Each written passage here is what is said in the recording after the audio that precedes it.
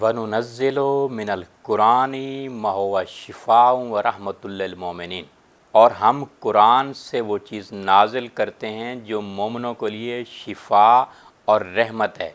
We reveal the holy Quran which is a healing and mercy for believers. Cure of our worries the holy Quran, कुरानी आयात से हमारी परेशानियों का इलाज, हमारी परेशानियों का हल।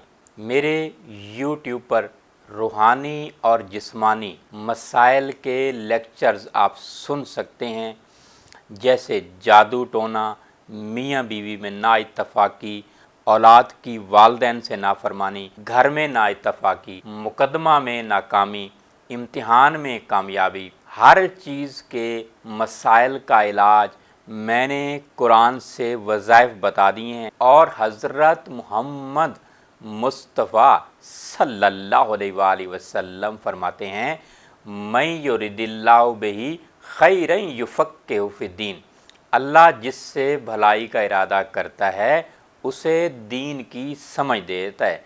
मैं बहैसियत तालिब इल्म हूँ, मुझे आप पीर, नजूमी या पामिस्ट न समझिए।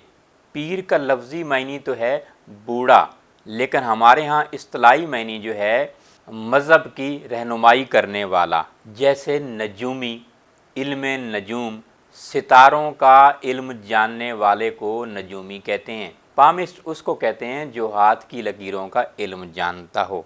मुझे आप दुर्वेश कह सकते हैं। दुर का मतलब मोती, वेश का मतलब बिखेरने वाला, यानी इल्म के मोती बिखेरने वाला, मोहब्बत के मोती बिखेरने वाला।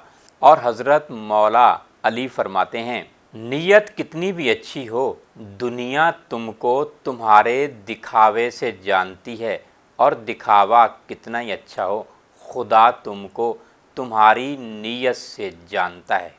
कुरानी आयात से रूहानी इलाज और तिब्ब नबवी से अमराज का इलाज आप यूट्यूब पर मेरे लेक्चर्स तलाश कर सकते हैं और घर बैठे अपने मसाइल का हल तलाश कर सकते हैं।